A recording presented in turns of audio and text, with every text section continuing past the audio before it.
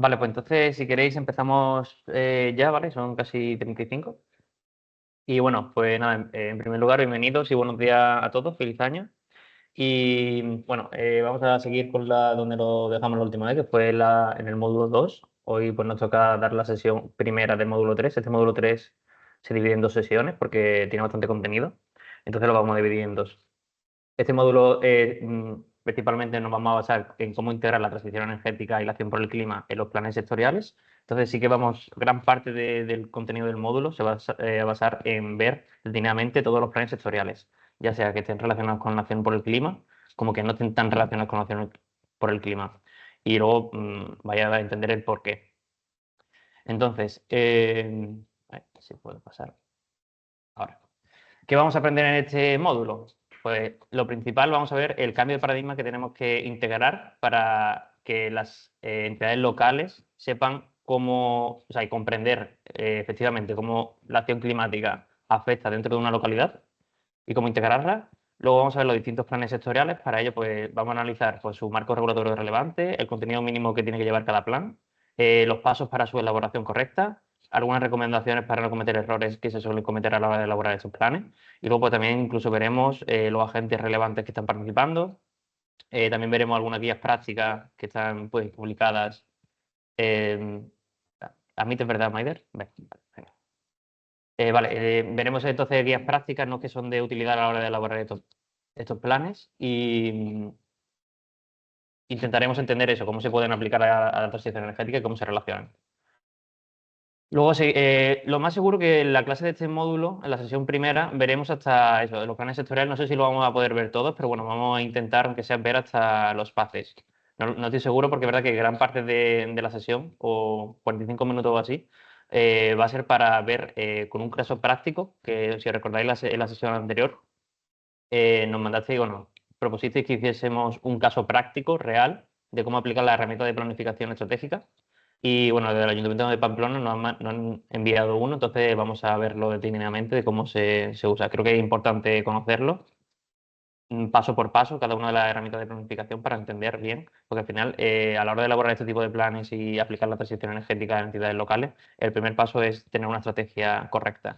Entonces, por ese motivo, creo que es importante verlo detenidamente. Entonces, para la sesión segunda, pues intentaremos ver los planes que nos hayan quedado en la sesión de hoy y luego ya empezaremos a ver cómo se pueden armonizar y se integran estos planes en las entidades locales, ¿vale? Y ver también cómo se pueden interrelacionar cada uno de los planes. Por ejemplo, los planes de acción climática, pues con el plan de movilidad urbana sostenible. Vamos a ver también el enfoque de cómo se puede abordar la mitigación y la adaptación del cambio climático de forma más sistémica. Para ello nos vamos a centrar en dos acuerdos climáticos. Primero están los contratos de Ciudad por el Clima y luego el Pacto Verde Local. Y por último, pues vais a adquirir el conocimiento para reflexionar críticamente sobre qué instrumentos de planificación local y cómo se pueden integrar estos instrumentos dentro de una entidad local y desde una perspectiva que sea multinivel e intersectorial. Cuando estamos hablando de multinivel, estamos hablando de cómo pasa de los diferentes niveles de escala nacional, regional y local, ¿vale? Y intersectorial es como se dentro de la misma entidad local se pueden relacionar entre sí en escala horizontal, ¿no? Entre distintos departamentos. Entonces, para recapitular, estamos en el módulo 3, ¿vale? Ya hemos visto en el módulo 1, que fueron los dos primeros módulos que vimos el año pasado, el módulo 1 sobre política y y financiamiento de la Unión Europea, sobre energía y clima, el módulo 2 que estuvimos analizando toda la herramienta de planificación y estrategia y sobre todo nos centramos en la teoría del cambio, que es la más completa, la que tiene más sentido aplicar cuando queremos hacer un plan de transición energética. Y hoy, pues en la clase que nos ocupa, vamos a ver eso, los planes sectoriales y cómo se puede integrar la transición energética en entidades locales. Van a ser dos clases de 2 horas. Esta es la primera y la semana que viene, a la misma hora, a las 9:30, el jueves, vamos a ver la segunda y terminaremos con el módulo 3. Este es el contenido que vamos a ver en las dos sesiones. Empezaremos, como he dicho, viendo un poquito el caso práctico del Ayuntamiento de Pamplona con las herramientas de planificación y así hacemos un resumen del módulo 2. Pasaremos al cambio de paradigma, entenderemos los planes sectoriales. Son alrededor de unos 14 planes sectoriales, entonces vamos a tardar bastante en darlos. Quiero verlo detenidamente. Muchos se parecen entre sí a la hora de elaborar las recomendaciones y el contenido mínimo que tienen que tener, pero sí que es verdad que hay alguna diferencia que es bien saberla a la hora de realizarlos. Luego ya para la sesión de la semana que viene, pues ya empezaremos con la armonización de los planes, los contratos relacionados con el clima, el Pacto Verde local y vemos en el contexto local cómo se pueden integrar estos planes, cómo se pueden relacionar y coordinar entre sí. Y ya por último, pues cerraremos la sesión. Como he dicho, la sesión 1 se basa en estos 4 puntos. Como digo, vamos a quedar a la mitad de los planes sectoriales seguramente. Entonces, recapitulando que vimos el año pasado en el módulo 2, pues bueno, vimos las herramientas de planificación estratégica más importantes, numeramos 8. Primero vimos el marco lógico, que era como a través de una matriz que dividíamos en diferentes filas o niveles. Vemos los objetivos principales, vemos los resultados, vemos los impactos que tienen y luego vemos las actividades que hay que hacer para realizar esos objetivos. Y luego en diferentes columnas analizamos pues, la descripción de esos objetivos, vemos también las intervenciones que hay que hacer, los medios de verificación de esa intervención o esos indicadores. Y luego, por último, analizamos los supuestos que tienen que ocurrir para que ese objetivo pueda pasar. En la teoría del cambio era la que más nos centramos y si recordáis, pues bueno, empezábamos definiendo primero, era como desde atrás hacia adelante, ¿no? Empezamos definiendo el objetivo final y a partir de ahí íbamos retrocediendo, introduciendo pues los indicadores para esos objetivos finales, vemos los objetivos intermedios, analizamos las intervenciones que hay que hacer, las actividades para esas intervenciones y luego pues veíamos unos supuestos que tienen que ser como son los insumos, los recursos y luego factores externos e internos que afectaban al transcurso de esos objetivos. Y luego también la teoría del cambio, como es muy completa, sí que es verdad que también teníamos un plan incluso para el tema de monitoreo, evaluación y seguimiento del proyecto. Luego vimos el Canvas de modelo de negocio, el análisis DAFO, de fortaleza, oportunidades, debilidades y amenazas, dividido tanto en factores internos como externos. Y vimos el mapeo de actores, donde aquí relacionábamos y identificábamos todos los agentes que participan en el proyecto y la relación que tienen entre sí. Vimos el cuadro de mando integral, donde a través de 4 aspectos que eran financiero, aprendizaje, clientes y procesos internos, analizábamos objetivos, metas, indicadores y actividades. Luego pasábamos a la planificación estratégica basada en escenarios. En esta herramienta lo que hacíamos era definir tres escenarios principalmente, uno muy favorable, uno intermedio y otro muy negativo. Y a partir de ahí, pues a través de una serie de etapas, pues íbamos diseñando una estrategia. Y por último vimos el análisis Pestel, que consistía en analizar diferentes factores, tanto políticos, económicos, sociales, tecnológicos, ecológicos y legales, y vemos cómo estos factores pues, pueden influir al proyecto. Entonces, ahora, como he dicho, del Ayuntamiento de Pamplona nos enviaron un caso práctico, real, que tienen actualmente en el Ayuntamiento, y lo vamos a ver con esta herramienta de planificación, cómo sería paso a paso, para que realmente entendáis la importancia que tiene esta herramienta a la hora de crear una estrategia. Voy a empezar definiendo el caso práctico. Nos pasaron que el subobjetivo general y principal a largo plazo que quiere conseguir el Ayuntamiento de Pamplona es la neutralidad climática para 2050 a través de la transición energética y intentando adaptarse a los impactos del cambio climático. Pero sí que es verdad que tienen en cuenta que hay una serie de desafíos y unos objetivos intermedios que tienen que conseguir a 2030 para llegar a ese objetivo final de neutralidad climática. Entonces, ellos nos pasaron, que ya tienen definido los objetivos que quieren conseguir para mitigar el cambio climático, tienen objetivos definidos que abarcan tanto la reducción de emisiones, la eficiencia energética, la energía renovable y la pobreza energética. Y luego 3 aspectos para la adaptación del cambio climático. Quieren reducir el impacto del incremento de las temperaturas sobre la salud de las personas, la reducción del impacto de lluvia intensa sobre el medio construido y la reducción del impacto del incremento de las sequías, ¿no? Estas son las 3 vulnerabilidades climáticas que tienen actualmente en Pamplona. Y ya de por sí ellos han definido una línea de acción que quieren seguir para poder conseguir estos objetivos finales, tanto intermedio, intermedio de 2030 como final a 2050. Se van a basar en líneas de acción que son en la rehabilitación y la eficiencia energética, en la descarbonización del modelo energético actual, la promoción de una movilidad sostenible, la cultura ambiental, la gestión de los ecosistemas y naturalización del espacio público, optimización del ciclo de agua y la pobreza energética. Entonces, definiendo este problema inicial, vamos a aplicar las herramientas de planificación, vamos a empezar por el marco lógico y vamos a ver cómo se adaptaría este problema a esta herramienta de planificación. Primero, como he dicho, el marco lógico pues, se divide en una matriz donde tenemos pues, el objetivo general a diferentes niveles, ¿vale? Objetivo general, propósito, impacto, resultados, efectos y actividades. Luego tenemos para evaluar la descripción de cada uno de ellos, los indicadores, los medios de verificación de esos indicadores y los supuestos que tienen que ocurrir para que pase. Entonces, empezamos por el objetivo general. Pues bueno, Pamplona quiere ser una ciudad climáticamente neutra para 2050, a través de la transición energética sostenible y adaptándose a los impactos del cambio climático. ¿Qué indicadores han puesto? Bueno, pues los 4 que hemos visto de mitigación del cambio climático. Reducción del 64% de las emisiones de gases de efecto invernadero para 2030 respecto a la de 2008. El 39% de la mejora de eficiencia energética respecto a las proyecciones de futuro. El 37% del consumo final de energías provenientes de fuentes renovables. El 0% de pobreza energética en 2030. ¿Cómo se pueden medir estos indicadores? Pues bueno, a través de informes anuales de emisiones de GI, de gases de efecto invernadero, datos de balance energético municipal y regional, informes de cumplimiento de los objetivos del Pacto de Alcaldías. Luego, cuando empecemos a explicar los planes sectoriales, vamos a explicar un poquito más en qué se basa el Pacto de Alcaldías, ¿vale? En el que el Gobierno de Navarra pues, es uno de los municipios, bueno, de los gobiernos que están dentro de este Pacto de Alcaldías y Pamplona también. Y luego los supuestos que tienen que ocurrir para que pase ese objetivo. Bueno, pues que en tema regulatorio y en tema económico, pues en tema regulatorio, pues que haya un apoyo continuo político en todo el proceso hasta 2050 y luego en tema económico, porque existan los recursos financieros adecuados para poder realizar los proyectos. Y a tema mucho más global, porque las regulaciones europeas siguen con una estabilidad y no dejen de dar ese impulso hasta que todo el mundo consiga la neutralidad climática. Los propósitos, cuando decimos de propósitos, son los objetivos intermedios, ¿vale? Que queremos conseguir para llegar al objetivo general. Entonces, desde Pamplona pues, han identificado que necesitan coger un enfoque con las líneas de acción que habíamos visto, ¿no? De descarbonización, eficiencia energética, movilidad sostenible, resistencia climática y pobreza energética.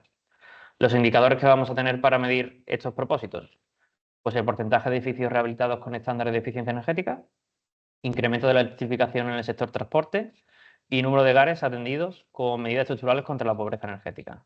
¿Cómo lo vamos a medir? Pues a través de registros de proyectos de rehabilitación energética, estadísticas de uso del transporte público electrificado y encuestas de seguimiento a usuarios en situación de vulnerabilidad energética.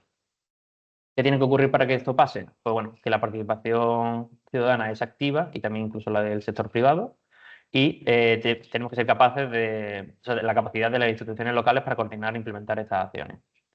Cuando hablamos de resultados, estamos hablando de los resultados a corto plazo, ¿no? O sea, ya tenemos definido objetivo general, a largo plazo, propósitos, medio plazo, resultados a corto plazo. Entonces, nos basamos en la reducción del consumo energético en edificios y equipamientos públicos y privados, en la electrificación y descarbonización del transporte y en el incremento de las energías renovables en el mix energético. ¿Cómo los medimos? Pues bueno, pues hemos puesto que la reducción de un 39% en el consumo energético residencial, midiendo el porcentaje de vehículos eléctricos en el transporte público y la reducción del uso de la gasolina y el diésel. Y para el tema de las energías renovables, pues el porcentaje de energía generada por fuentes renovables. Eso lo podemos medir a través de facturación energética o auditorías energéticas, datos de consumo de combustibles fósiles en el sector transporte e informes de generación renovable en instalaciones de comunidades energéticas, por ejemplo. Los supuestos, pues la disponibilidad de tecnología de la eficiencia energética son asequibles, la infraestructura de recarga es adecuada para los vehículos eléctricos y se puede acceder financieramente y con facilidad a los proyectos de energía renovable. Y luego ya tenemos actividades que son individualmente que podemos hacer para conseguir estos resultados. Pues rehabilitación energética de los edificios públicos y privados, el impulso de la electrificación del transporte público y privado, fomento de las comunidades energéticas renovables y promoción de programas de cultura ambiental y formación. Los indicadores, pues número de edificios que hemos rehabilitado por año, instalaciones de puntos de recarga eléctrica y adquisición de vehículos eléctricos, número de comunidades energéticas que se han formado y que están operativas, y luego pues, podemos ver también los números de eventos y participantes o encuestas sobre hábitos de consumo energético. En medio de verificación, pues registros municipales de obra de rehabilitación, los registros de compra e instalaciones, informes de implementación y funcionamiento y bueno, registros de eventos y informes de seguimiento. Y los supuestos, pues que tenemos un personal técnico cualificado, tenemos acceso a los fondos y subvenciones y tenemos el interés de la participación activa ciudadana. Aparte también pues, de otros agentes que puedan influir, como pueden ser escuelas, el mundo académico, las ONGs o empresas privadas. Y bueno, de esta manera pues vemos cómo con un marco lógico podemos analizar el problema que tiene el Ayuntamiento de Pamplona viendo el objetivo a largo plazo, medio plazo, a corto plazo y las actividades que tenemos que hacer para poder llegar a esos objetivos. Los indicadores para medir y tener un seguimiento del proyecto. Cómo podemos realizar, o sea, cómo podemos hacer ese seguimiento de estos indicadores y luego, pues, los supuestos que tenemos que tener en cuenta para que se cumplan todos estos objetivos. Esta es la primera herramienta. Como veis, es bastante completa, pero aún así, puestas, o sea, mi opinión y según lo que hemos estado viendo y las conclusiones que sacamos del módulo anterior, es que la teoría del cambio también incluye muchos de estos pasos y es mucho más completa ya que tiene otro tipo de aspectos en cuenta, ¿no? Que este, por ejemplo, no tiene. Entonces, antes de hacer el marco lógico, yo sí que me iría por otro tipo de herramientas de planificación. Luego pasamos al análisis DAFO. Como he dicho, vamos a ver las fortalezas, oportunidades, debilidades y amenazas.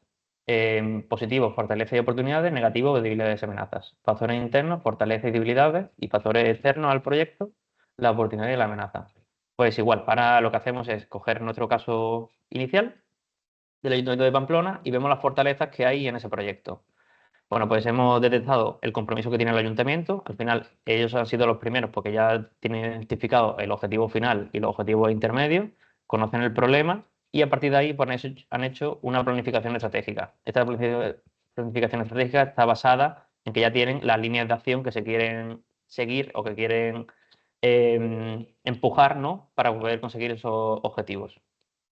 Luego tienen un foco muy fuerte en la eficiencia energética y están sacando un montón de ayudas. Creo que esta mañana he leído incluso que han sacado nuevos programas para apoyar a la transición energética desde el gobierno de Navarra. Y luego tienen una conciencia climática muy fuerte, de ahí todo el impulso y toda la estrategia que han hecho desde el ayuntamiento. Esas son las fortalezas. Luego, si nos vamos a los factores externos, ¿qué oportunidades tenemos para esta transición energética? Bueno, pues la innovación tecnológica, como cada día pues, se van creando o viendo pues, nuevos sistemas de almacenamiento eléctrico, sistemas de almacenamiento térmico, nueva tecnología para la recarga del vehículo y la interacción, por ejemplo, con la red y con el mercado. Se están creando pues, nuevas comunidades energéticas, que es un impulsor clave en esta transición. Se están accediendo a mucha financiación europea. Tenemos bueno, estamos intentando empujar mucho la cultura ambiental, eso es una oportunidad que hay que tener en cuenta.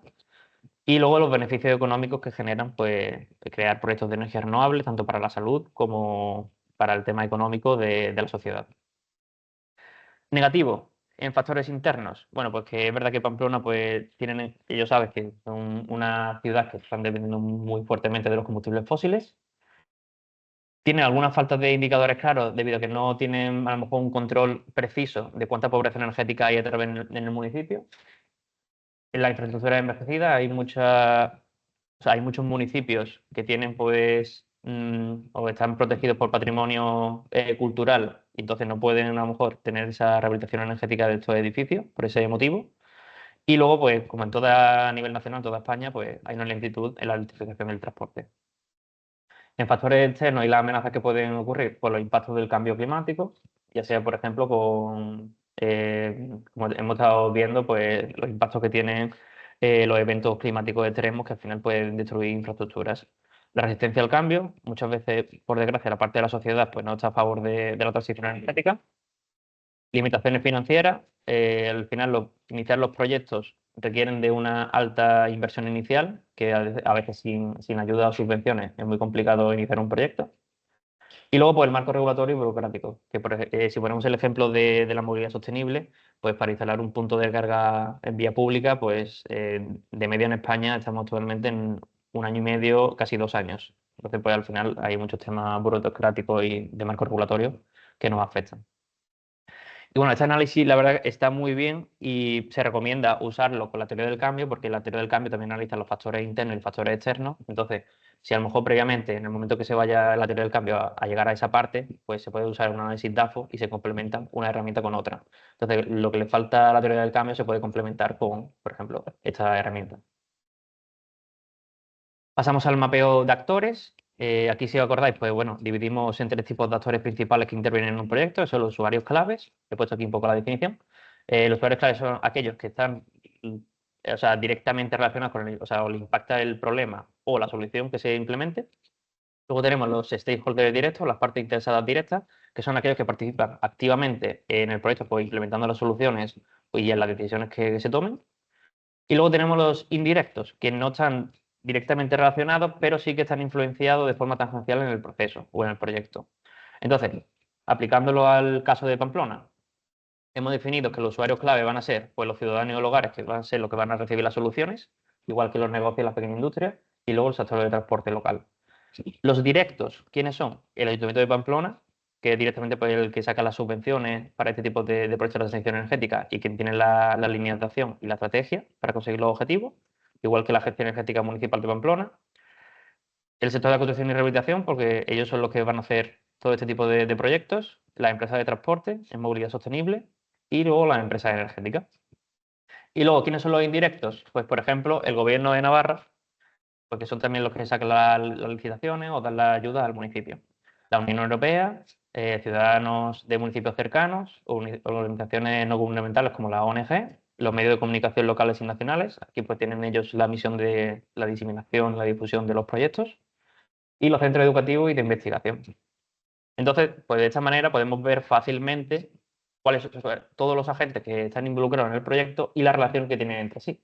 Por ejemplo, sabemos que los ciudadanos van a ser los que van a recibir el proyecto, pero se lo van a dar pues, gracias a, bueno, a que el sector de Palmera saca subvenciones o licitaciones que el sector de la construcción pues, va a aplicar, ¿no? Para poder conseguir ese proyecto. Entonces, pues vemos cómo se van relacionando fácilmente todos los agentes y vemos la interacción que puedan tener dentro del proyecto. Entonces, esta herramienta también es muy útil cuando estemos haciendo la teoría del cambio, porque es verdad que la teoría del cambio puede hacer un mapeo bueno, de los agentes que intervienen, pero no a este nivel. Entonces, es verdad que esta herramienta también es muy buena para relacionarnos, ¿no? Junto con la teoría del cambio. Luego pasamos al cuadro de mando integral. Como he dicho, teníamos 4 aspectos que estamos evaluando: el tema financiero, los clientes, los procesos internos y el aprendizaje. Aplicándolo al caso de Pamplona, el objetivo en temas financieros, bueno, pues queremos optimizar los recursos financieros para garantizar la transición energética. Los indicadores, pues porcentaje del presupuesto asignado a proyectos de rehabilitación energética y movilidad sostenible, subvención y financiación externa obtenida y los ahorros anuales en costos energéticos municipales. Ahora, definimos las metas, que es incrementar, por ejemplo, estos son ejemplos que bueno, he puesto a modo de eso, de entenderlo. Incrementar en un 20% el presupuesto destinado a proyectos de transición energética en los próximos 5 años, lograr el 50% de la organización de proyectos a través de fondos externos. Y luego las actividades que tenemos que hacer para conseguir esto, pues identificar y postularse a programas de financiación europeos y nacionales, implementar auditorías energéticas que permitan reducir costos de edificios públicos, establecer asociaciones públicas o privadas para proyectos de energías renovables.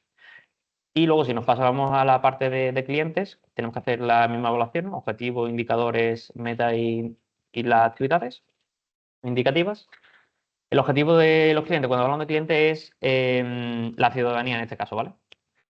Pues queremos mejorar la calidad de vida de los ciudadanos mediante un modelo energético sostenible, ese es el objetivo, y para ello pues, vamos a medir pues, el índice de satisfacción ciudadana relacionado con el acceso a energías renovables y transporte sostenible, vamos a medir el porcentaje de hogares beneficiarios de programas contra la pobreza energética, y medimos también la reducción del uso de combustibles fósiles en el transporte público y privado.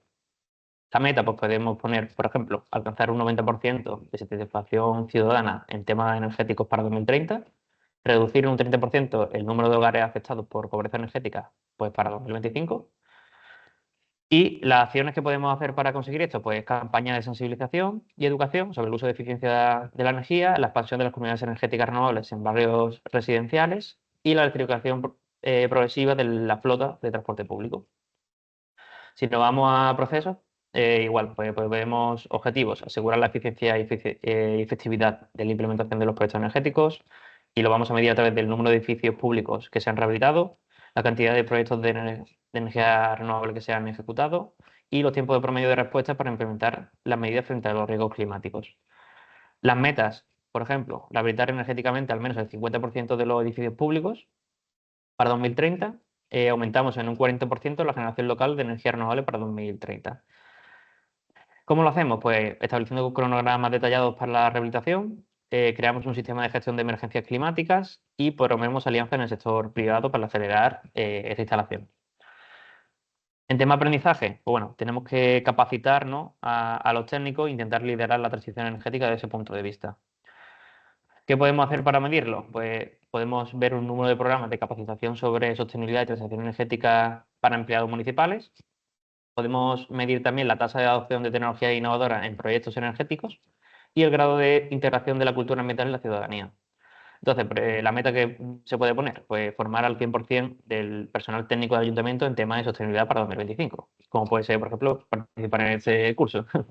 Luego, implementamos al menos 3 nuevas tecnologías innovadoras en proyectos de transición energética para 2030. ¿Y cómo lo hacemos? Pues diseñando planes de formación continua para estos empleados y técnicos de las entidades locales, fomentamos la colaboración con universidades y centros de investigación locales y desarrollamos pues, programas educativos.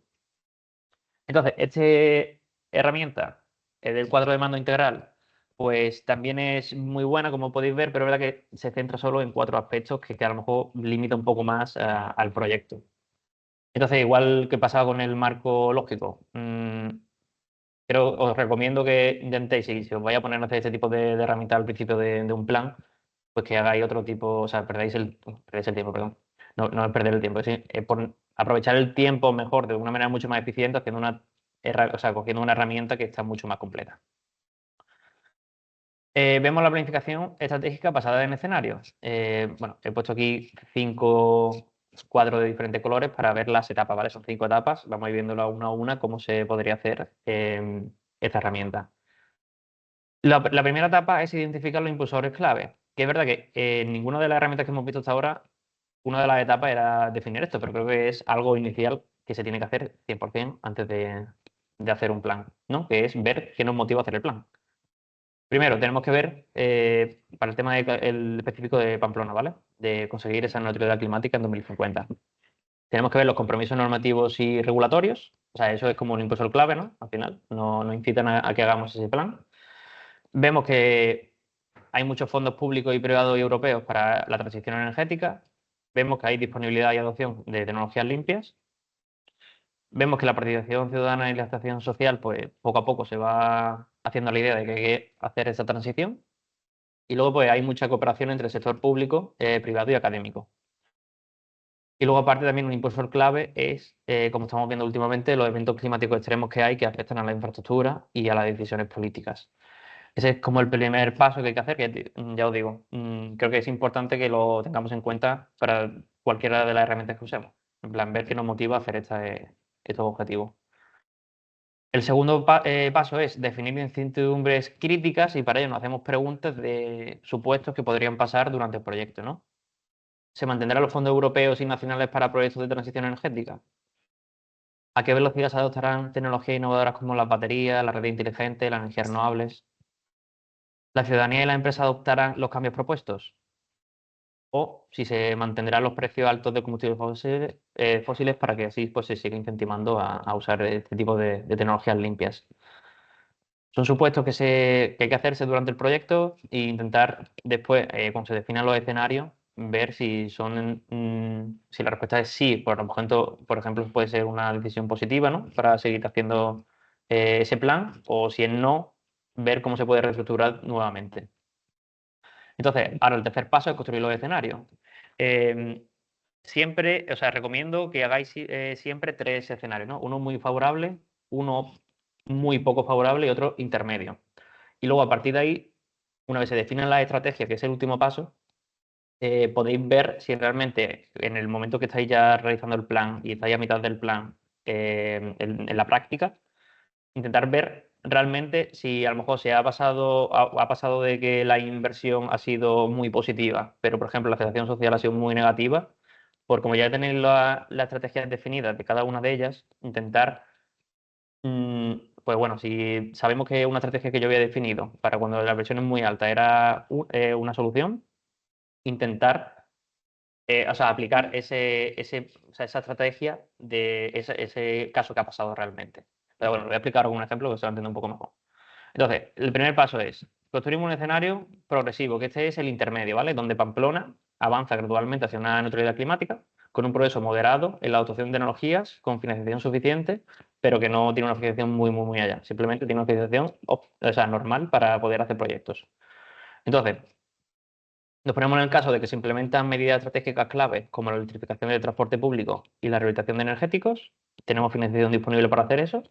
Y la participación ciudadana es moderada, es decir, no es súper baja, pero tampoco es súper alta, normal. Luego nos vamos al escenario óptimo, es el más positivo de todos, que es el transformador, donde Pamplona es el líder en transición energética y tiene altos niveles de financiación, tiene mucho apoyo ciudadano y y usa muchos avances tecnológicos.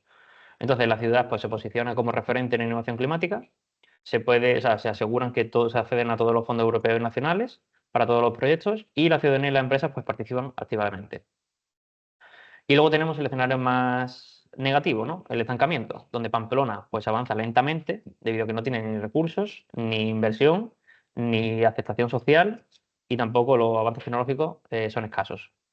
Entonces, ¿qué pasa aquí? Pues ha pasado que hay una falta de consenso político-social para implementar estas medidas, hay altos costos energéticos que afectan a la población vulnerable y desincentivan cambios estructurales, y proyectos clave son retrasados debido a que no hay financiación suficiente.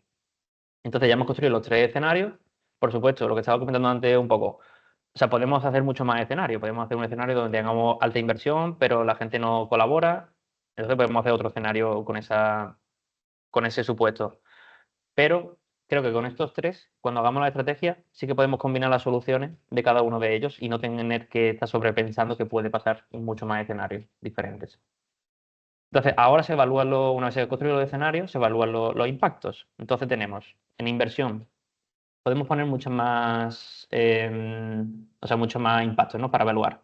Pero me gusta dejarlo de manera simple, ¿no? Para que se entienda. Vamos a ver la inversión, la adopción de las tecnologías y la relación con las partes interesadas y con los agentes que intervienen en el proyecto. En el escenario uno que hemos dicho que era el intermedio, pues tenemos una inversión moderada, se adoptan tecnologías, pero no con mucha innovación. Y la relación de los agentes, pues se coordinan entre sí, pero tampoco hay mucha coordinación entre ellos porque a lo mejor tenemos limitaciones en temas financieros. Luego, si nos vamos a al escenario 2, ¿no? Donde Pamplona es el líder de transición energética, pues tenemos una inversión muy alta, se adoptan muchas tecnologías y tenemos una relación con los agentes muy buena, ¿no? Y se logra un montón de sinergias y un montón de proyectos. Y luego, tema negativo, pues o sea, en el escenario negativo tenemos una inversión muy baja, no se adoptan muchas tecnologías y hay mucha tensión entre el ayuntamiento, el sector privado y social, lo que al final pues limita la cooperación. Entonces, una vez ya hemos evaluado los impactos, diseñamos la estrategia, que es el último paso. Entonces, en el escenario 1, que es el escenario progresivo, ¿no? ¿Qué hay que hacer? Viendo que tenemos o sea, en el tema progresivo que es como el intermedio, ¿no? ¿Qué tenemos que hacer? Bueno, pues priorizamos, como la financiación no es muy alta, lo que tenemos que hacer es priorizar los proyectos que tengan alto impacto y bajo coste inicial. Y intentamos incrementar la sensibilización ciudadana para acelerar esta adopción social y que se puedan hacer muchos más proyectos. Esa es como la estrategia que tenemos que seguir para este caso. Luego, en el caso en el que tenemos todo óptimo, en el escenario transformador, pues intentamos aprovechar la oportunidad de financiación y la tecnología para seguir avanzando mucho más rápido e intentamos fortalecer, como hay mucha colaboración, intentamos fortalecer esa relación que hay entre las entidades públicas, el sector privado y la participación ciudadana. Entonces, ¿qué pasa si tenemos el escenario de estancamiento? Pues intentamos rediseñar nuevamente las estrategias que hemos hecho para conseguir nuevas fuentes de financiación, intentamos buscar otras fuentes nuevas, fomentamos la innovación tecnológica con recursos limitados y implementamos pues, campañas intensivas de sensibilización y educación para intentar lograr esa coordinación óptima. Uy, ¿alguien ha puesto que no oye? ¿Me oís los demás? ¿Me oís si estoy hablando solo? Yo se escucha, Ernesto, ¿eh? Que sí, ¿no? Yo sí. Ah, vale. Vale, sí se escucha. Vale, entonces tiene que ser a lo mejor problema de... Vale, ok. Ok, bueno, sigo. Bueno, entonces eso, intentamos implementar campañas, ¿no? de sensibilización para intentar acelerar un poco más la coordinación entre, entre todos los agentes que participan en el proyecto. Entonces, lo que estaba hablando antes al principio, que no sé si me he explicado muy bien, era de si, por ejemplo, llegaba el caso, o sea, esto es la estrategia que se hace antes, ¿no? de empezar el proyecto, pero imagináis que estamos en 2028, ya hemos empezado a poner en marcha estos objetivos, ¿no? Y toda la alineación que teníamos pensada. Y lo que realmente pasa es que tenemos una inversión moderada pero tenemos una relación muy baja de stakeholders. Pues bueno, pues intentamos coger cada una de las soluciones que hemos visto, ¿no? Si tenemos inversión moderada, pues bueno, pues priorizamos proyectos de alto impacto y bajo coste inicial. Y si tenemos baja relación de los stakeholders, lo que hacemos pues es esta estrategia de aquí, ¿no? Pues implementar campañas intensivas de sensibilización y educación. Entonces, con esto quiero decir que no hace falta crear muchísimos escenarios, simplemente con que creemos tres de muy óptimos, eh, o sea, escenarios muy positivos, intermedio y uno muy negativo, con eso a partir de ahí podemos ir jugando con las soluciones que hemos diseñado. Entonces, esta planificación estratégica es muy buena también de escenario porque al final lo que haces es reducir las incertidumbres que puedan ocurrir durante el proyecto y ya has anticipado a posibles situaciones que puedan pasar en el futuro. Vale, espérate. A ver, ahora. Vale, pasamos al análisis PESTEL, que bueno, he puesto ahí el objetivo principal, ¿no? Que es ser neutralmente climática en 2050. Y analizamos pues, los siguientes aspectos, ¿no? En tema político, lo que tenemos que hacer es analizar los factores relevantes, ya sean positivos o negativos. Vemos el impacto que tiene, si es también positivo o negativo, y los riesgos que tiene, ¿no? Conseguir siempre con el objetivo, o sea, con el foco en el objetivo, ¿vale? Entonces, viendo este objetivo, ¿qué factores relevantes hay políticos? Bueno, pues este objetivo pues, está alineado con los objetivos europeos y nacionales. Tenemos los apoyos gubernamentales que incentivan la transición energética y tenemos en España un contexto político favorable actualmente para poder llevar a cabo este objetivo. ¿Qué impacto tiene? Pues positivo, ¿no? Ya que existe un respaldo normativo y financiero para esta transición energética. ¿Qué riesgos hay? Aquí. ¿Qué riesgo hay? Pues los cambios en la política energética a nivel nacional, regional, y esto puede ralentizar un poco los avances, ¿no? En el cambio, si empezamos ya a enfocarnos a otros aspectos que no sea la transición energética.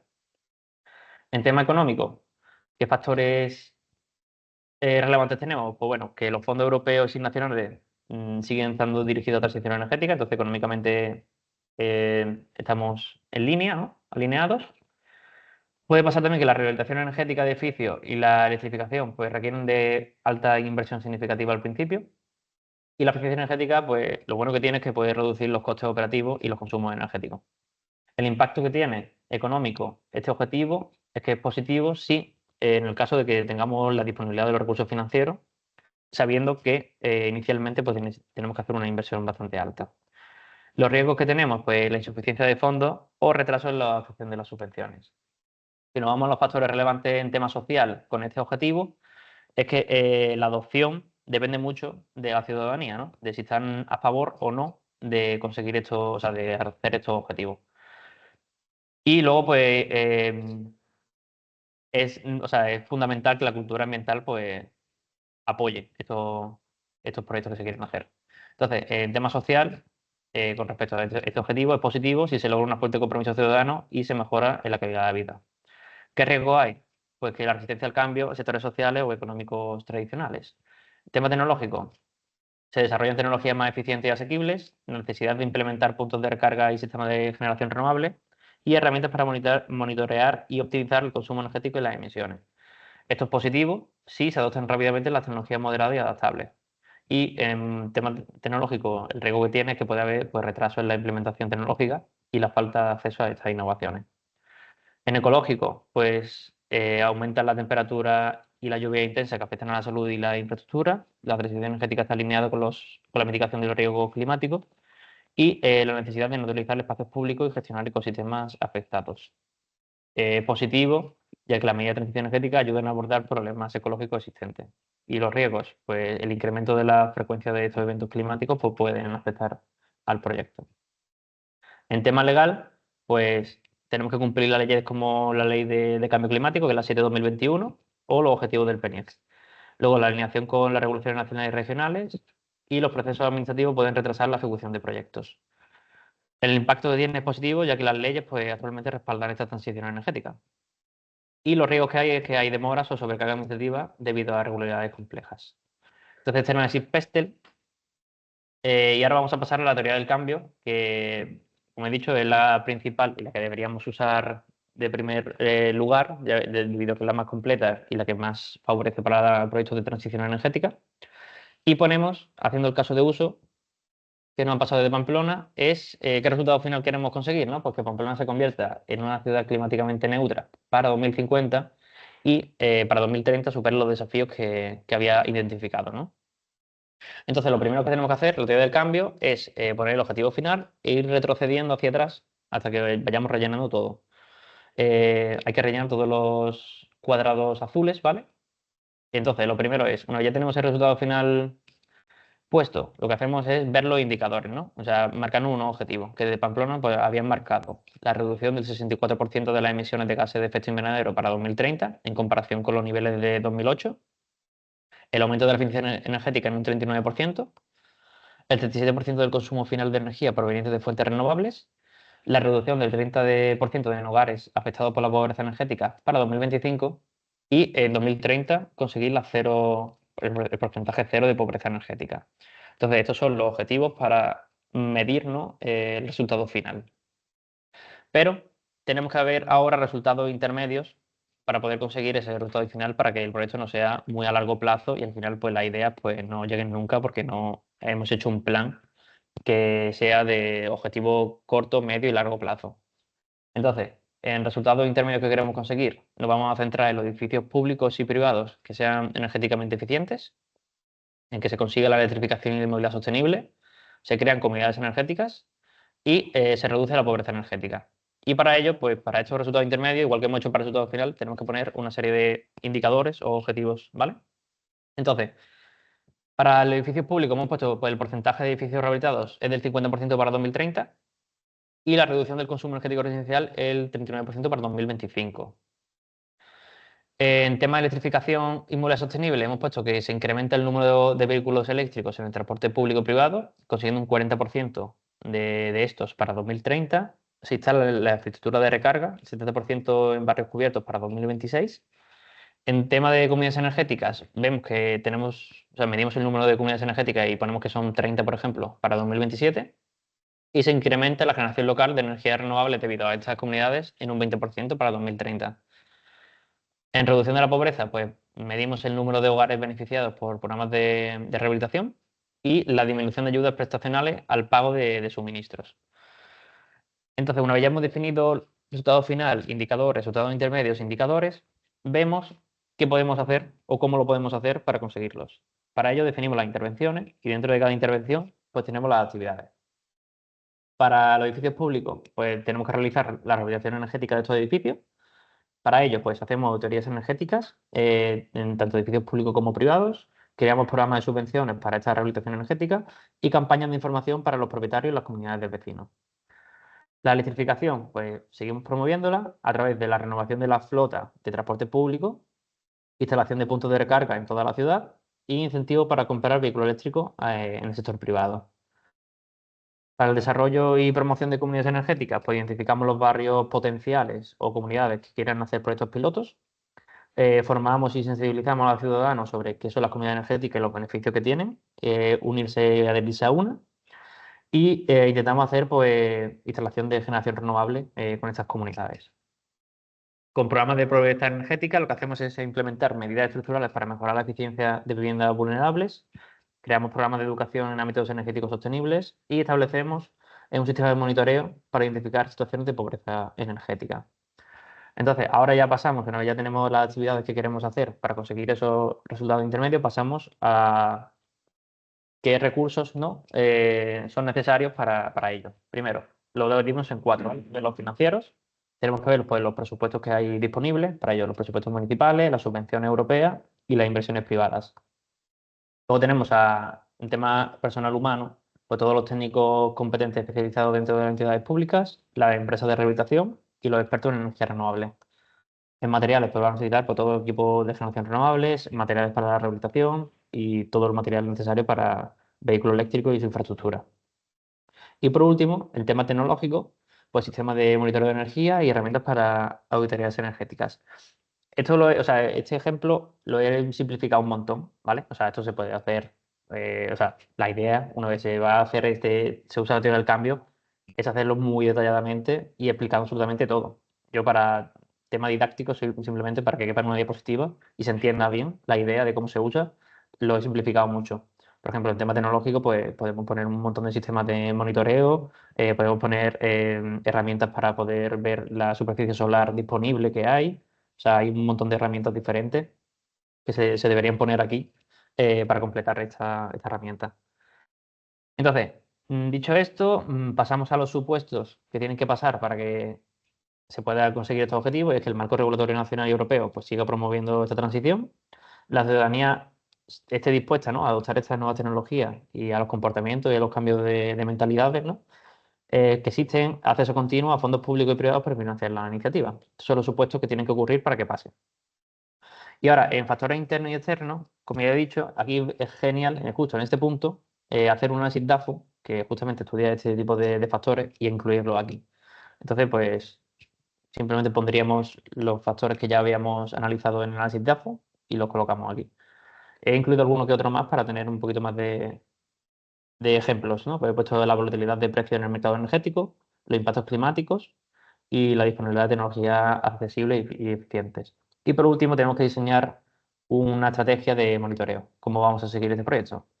Pues bueno, a través de auditorías trimestrales para evaluar el proceso de las iniciativas, uso de indicadores clave, que estos son los indicadores que ya hemos definido, ¿vale? Encuestas anuales a la ciudadanía y la creación de un comité de supervisión. Viendo esto, pues definimos la estrategia que vamos a evaluar, ¿no?, y a seguir el proyecto, porque al final tendremos que hacer checkpoints, ¿no?, de cómo está el proyecto y si hay que volver a redefinir estos objetivos o qué está pasando o si no se están consiguiendo, qué es lo que ha pasado y cómo se puede revertir esa situación.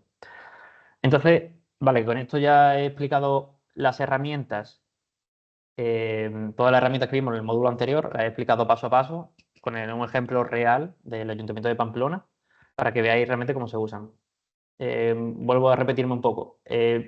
Es esencial que este tipo de herramientas se usen siempre que se quiera hacer un proyecto de transición energética, porque como podéis ver es súper útil a la hora de ver qué se quiere conseguir, cómo se va a conseguir, qué objetivos, quiénes son las personas que están involucradas, que todas las actividades que se tienen que hacer, todos los factores que pueden pasar, los escenarios que pueden ocurrir. Al final, haciendo esto, pues lo que se hace es reducir la incertidumbre y aparte tienes un plan sólido que a la hora de explicárselo a otro agente del sector o que se quieran participar en el proyecto es muy fácil.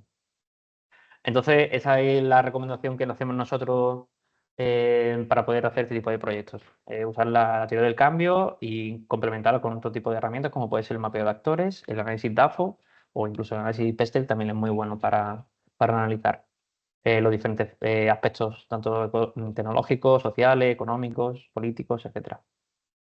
Vale, lo último que quería comentar de las herramientas de planificación, ya terminó el módulo 2, ¿vale? El resumen del módulo 2 que hicimos en la sesión última del año pasado.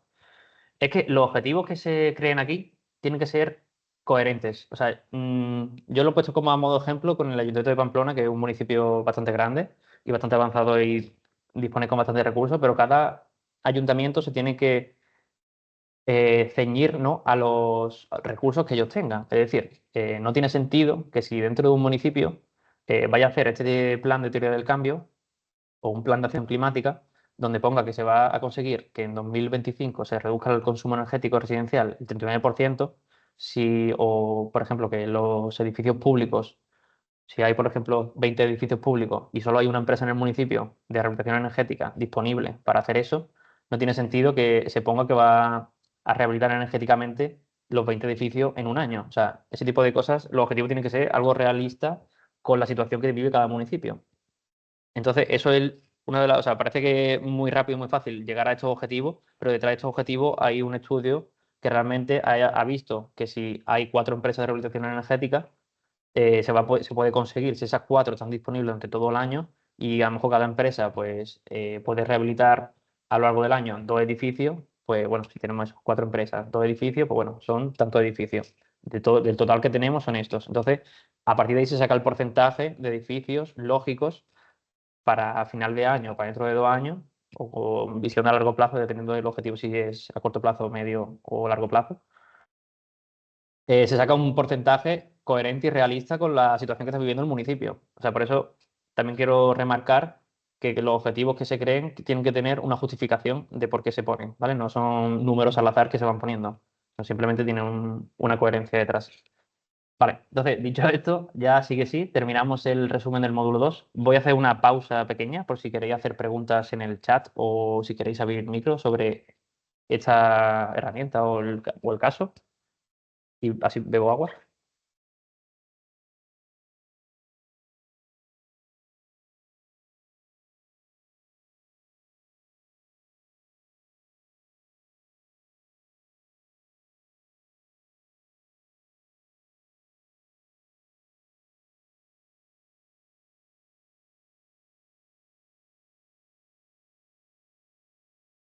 Sí, hay una mano levantada de María.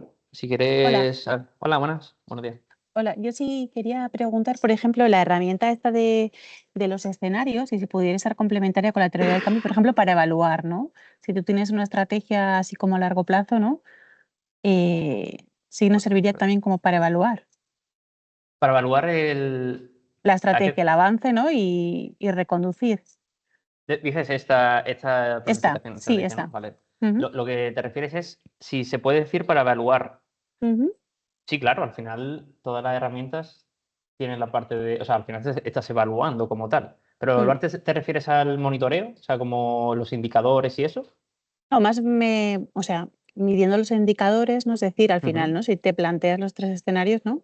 Pues puedes ujú. reconducir las actividades, ¿no? Como para conseguir, ¿no? Efectivamente, sí, al O sea, final, o sea, esto es como la base, ¿no? O sea, al final, si quieres dedicarte a solo hacer esta planificación estratégica de escenario, la puedes combinar como quieras. O sea, aquí tú lo mm, puedes evaluar y puedes decir, bueno, pues, vale, este es el escenario, tenemos estas acciones y a partir de aquí, pues puedo poner, como has dicho, podemos indicadores que vayan evaluando el proceso si se ha conseguido o no ha conseguido. Entonces, al final, pues, eso son herramientas que se pueden complementar entre sí. O sea, puedes coger lo ujú, bueno de una e implementarlo en otra. Como hemos dicho, por ejemplo, o sea, la teoría del cambio ha hecho eso con el análisis DAFO, ¿no? O sea, claro. coges lo bueno del análisis DAFO y lo integras en la teoría del cambio.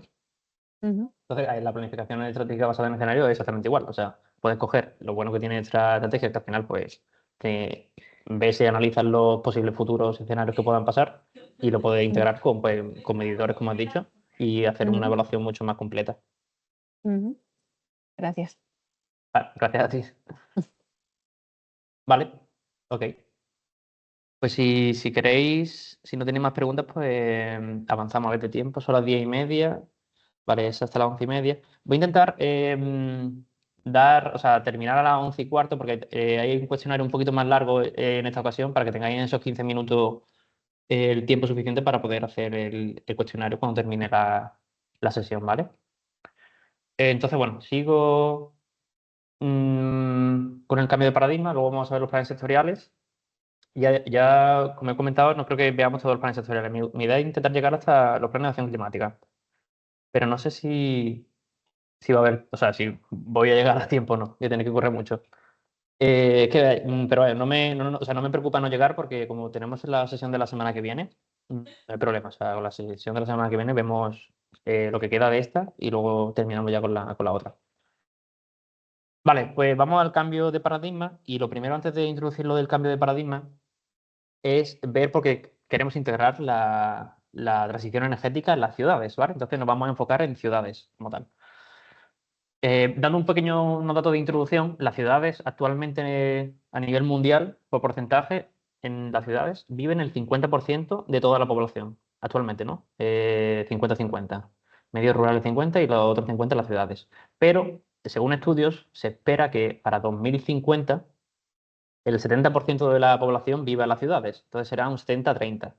¿Qué pasa? Que las ciudades actualmente provocan el 70% de las emisiones de gases de efecto invernadero a nivel mundial, las provocan las ciudades. 70%, o sea, es un porcentaje muy alto. Entonces, en el momento que sigan creciendo las ciudades, ese porcentaje va a seguir incrementando si no hacemos o sea, si no le damos un remedio, va a seguir contaminando, o sea, van a seguir contaminando un montón. Entonces, de aquí la importancia que tiene centrarse en las ciudades. Entonces, hay que ver las ciudades que son sistemas multidimensionales y complejos y al final el reto climático pues, afecta a todas las dimensiones dentro de la ciudad y a todo tipo de sectores, ¿no? Digo multidimensionales porque al final una ciudad pues, tiene la parte de movilidad, tiene la parte de empleo en tema de industria, tiene la parte social, tiene un montón de dimensiones. Entonces, el objetivo es reducir las emisiones de las ciudades a través de la planificación urbana. ¿Vale? Entonces, a partir de ahí, la planificación urbana se tiene que adaptar a las medidas de mitigación y adaptación al cambio climático. Hasta ahora, normalmente, las ciudades pues, se han basado en un enfoque de silos que se llama, que eso es que cada departamento pues creaba su propio plan, ¿no? El plan, o sea, el departamento, por poner un ejemplo, el departamento de movilidad pues creaba el plan de movilidad, el departamento de medio ambiente pues creaba el plan de acción climática, el departamento social pues el de un plan de inclusión social o servicios básicos.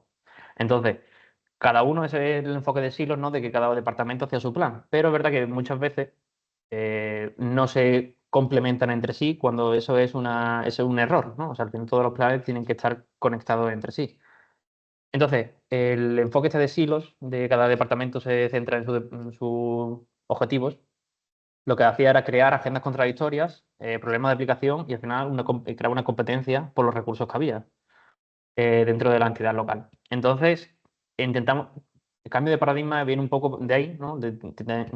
Tenemos que intentar dejar de hacer eso, de que cada departamento trabaje individualmente y que estén todos conectados y se integren y se coordinen entre sí.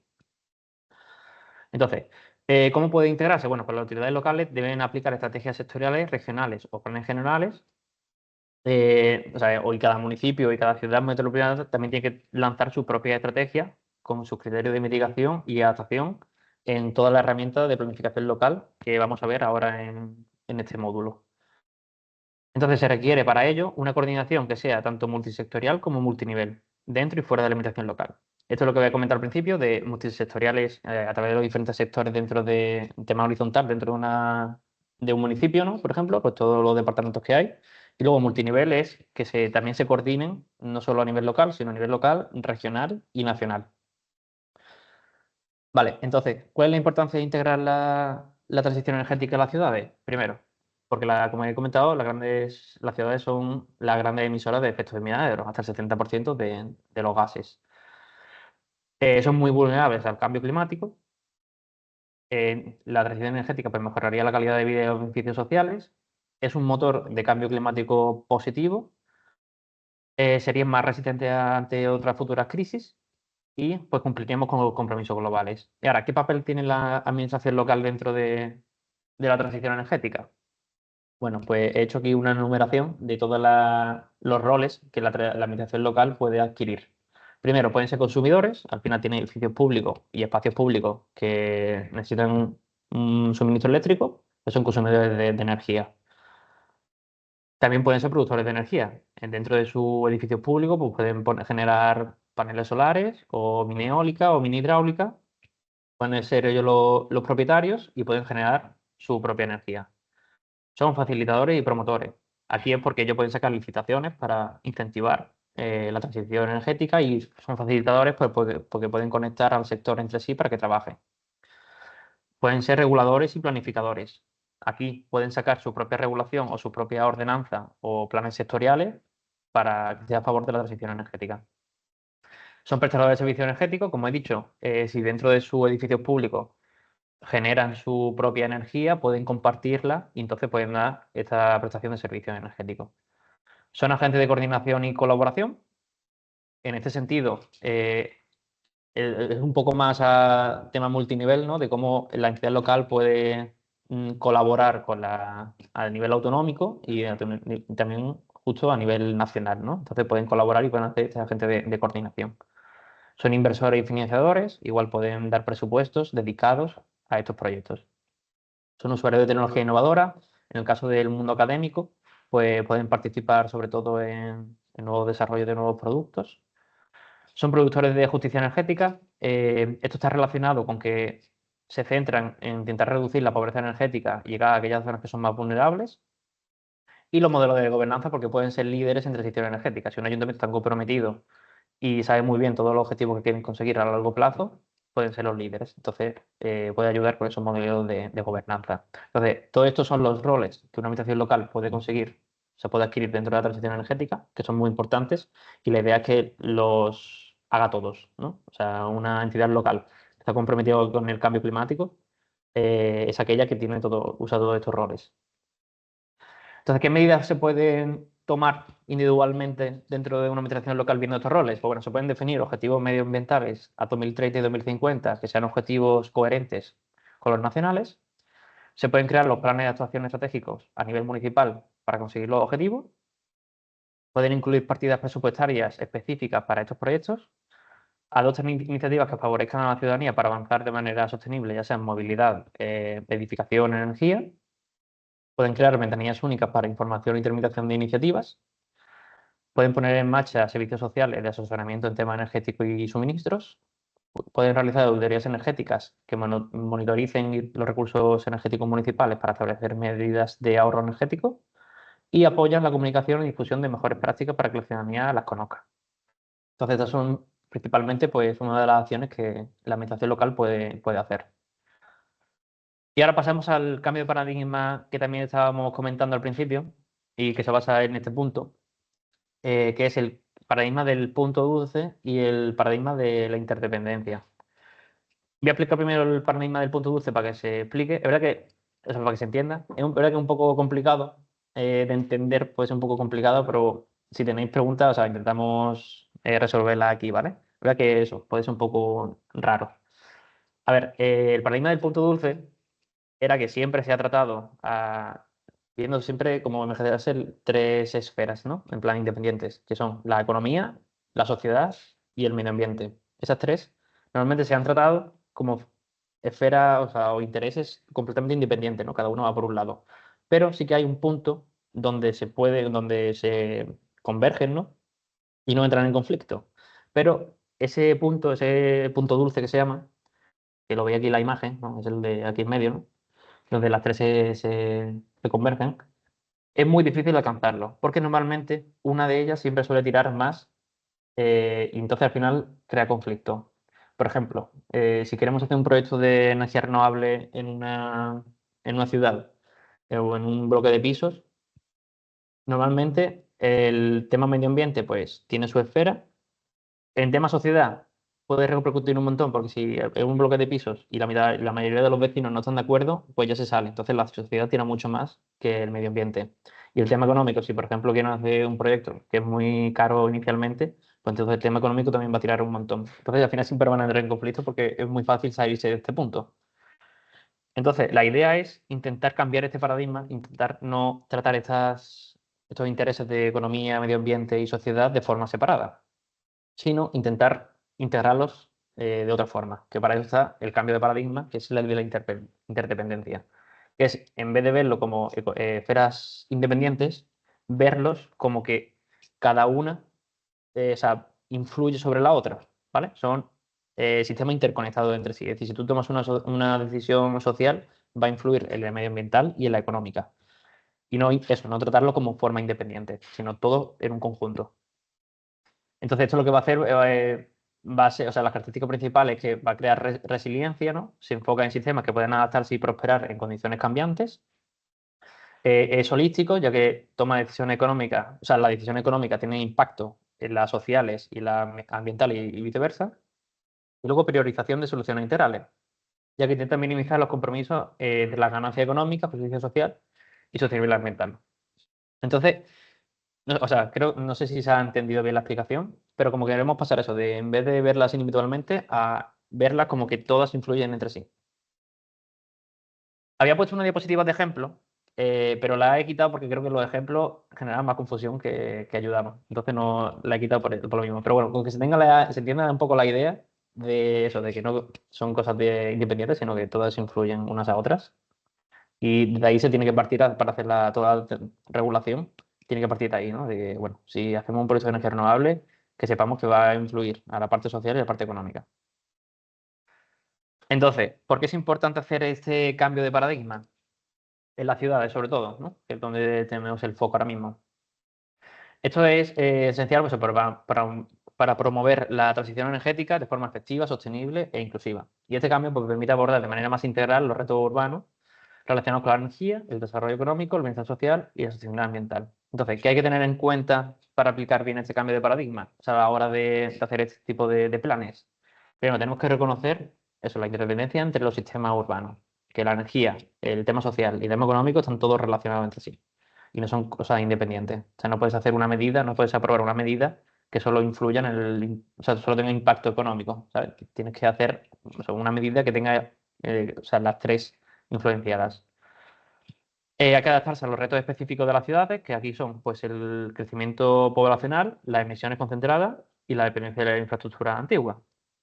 Entonces, si eso, se crea una regulación nueva, que sepas que tienes que tener en cuenta que en un futuro la ciudad va a crecer, se van a poder, posiblemente se puedan concentrar mucho más emisiones y las infraestructuras pues, van a estar colindantes. Entonces, de esta manera, viendo este enfoque, ya estás usando la interdependencia.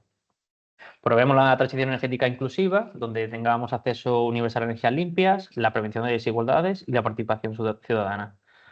Se fomenta la alianza y la gobernanza colaborativa, donde hay políticas mucho más coordinadas y hay una participación activa. Y por último, se maximiza los beneficios económicos y ambientales, impulsando economías locales, mejorando la calidad del aire y la salud pública y fortaleciendo la resiliencia climática. Entonces, bueno, esto es lo que quería comentar sobre el cambio de paradigma, ¿no? De cómo tenemos que pasar del punto dulce a la interdependencia. Y ya pasamos directamente a los planes sectoriales. Vale. ¿Qué tipo de instrumentos? Antes de empezar con los planes sectoriales, que va a ser lo que nos vamos a enfocar, quiero mostraros todos los que hay. A nivel nacional tenemos los planes nacionales de desarrollo, los planes nacionales de acción climática, las estrategias nacionales de biodiversidad, los planes nacionales sectoriales, los planes de organización territorial nacional. Luego, a nivel regional, tenemos los planes regionales de desarrollo, los planes regionales de ordenamiento territorial, los planes estratégicos regionales y las estrategias de adaptación al cambio climático. Y en tema municipal, que es donde nos vamos a centrar, tenemos planes generales, parciales, especiales, sectoriales, programas de actuación urbanística y estudio de detalle. Nos vamos a centrar aquí ahora en los sectoriales. Luego tenemos también los locales, que cuando estos planes pues, se concentran en un municipio o un pueblo concreto.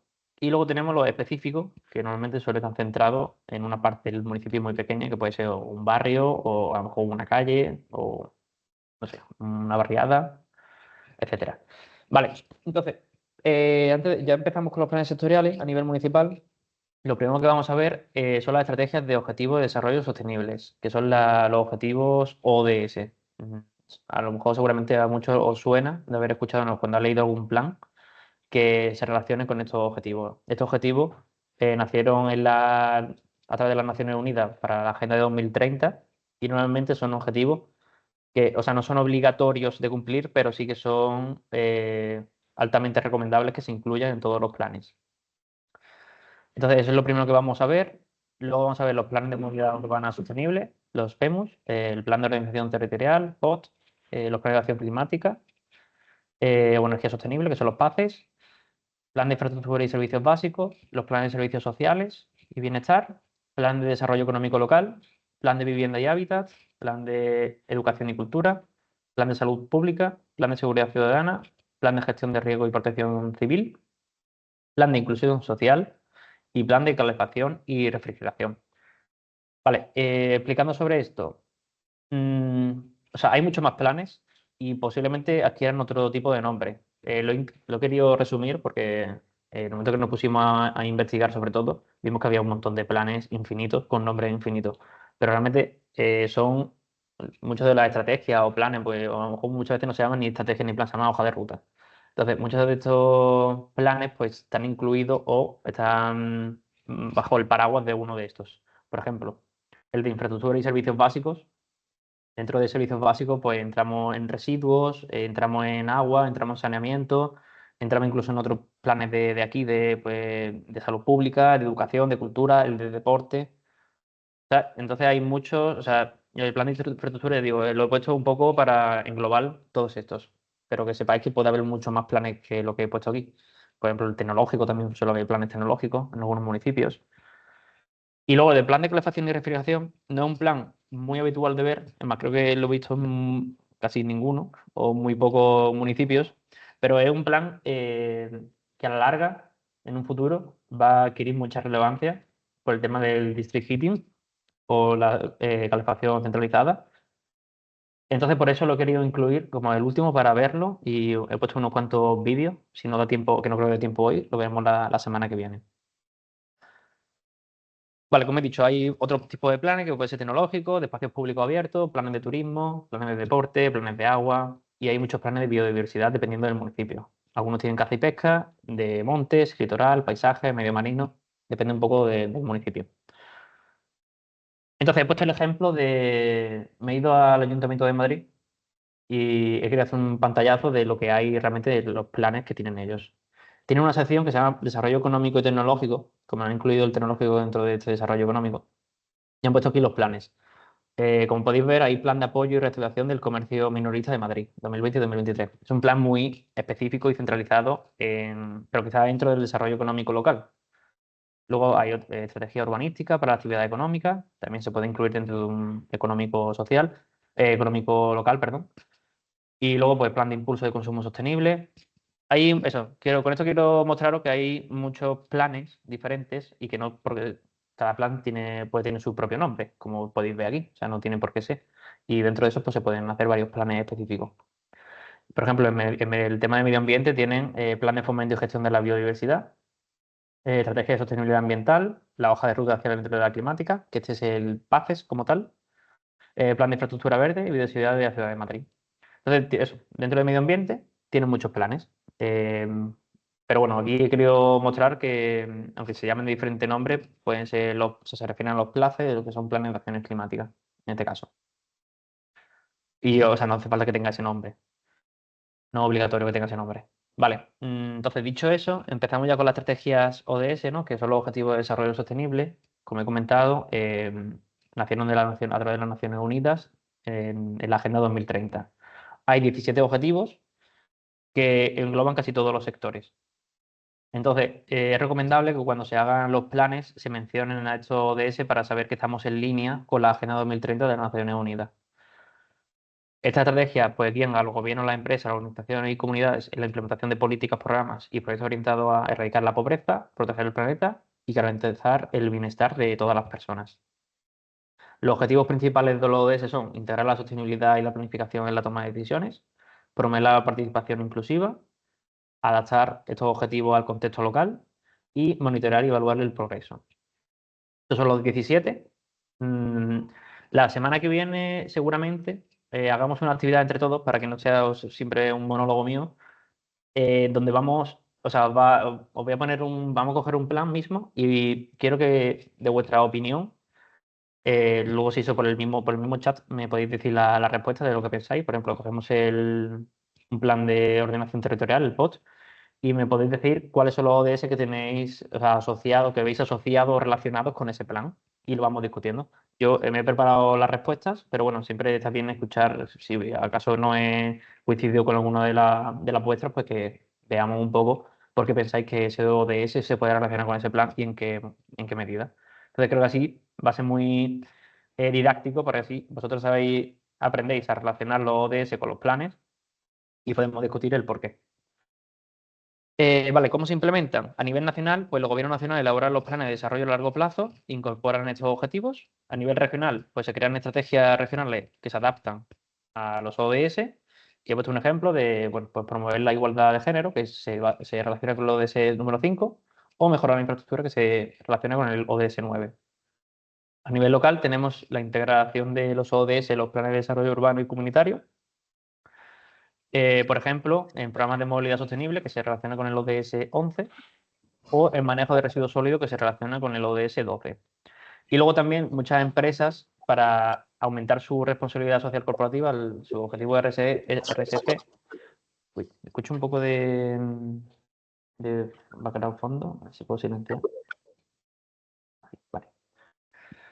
Entonces, pues, relacionan estos ODS, por ejemplo, puede ser el uso de energía renovable o promoción de trabajos decentes dentro de su estrategia como empresa. O sea, que no es algo solo que se vaya a nivel administración pública. Se puede relacionar también con el sector privado.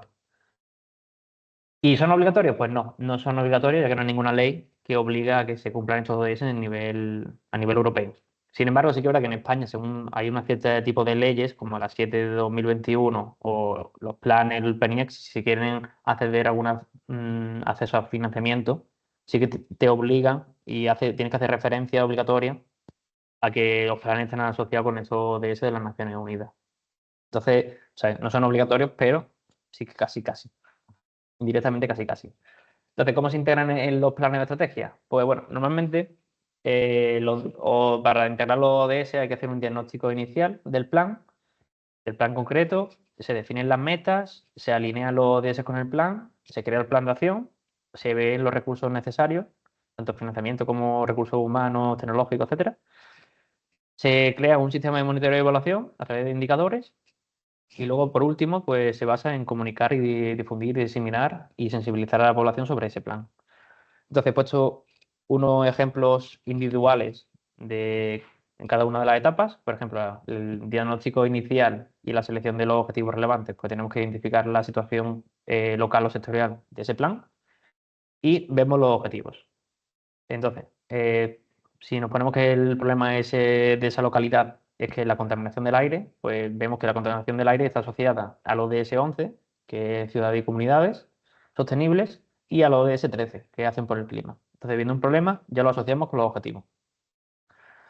Luego ya incluimos las metas específicas y lo alineamos con los objetivos ODS. He puesto otro ejemplo, donde, por ejemplo, en lugar de mejorar la calidad del agua, tenemos que plantear como si fuera, o sea, relacionado con el objetivo ODS 6, ¿no? Que es garantizar el acceso a agua potable segura. Entonces cambiamos como ese naming, o sea, el nombre que tiene la frase para que se adapten al ODS. Y creamos el plan de acción a través de todas las medidas y acciones que se quieren ejecutar.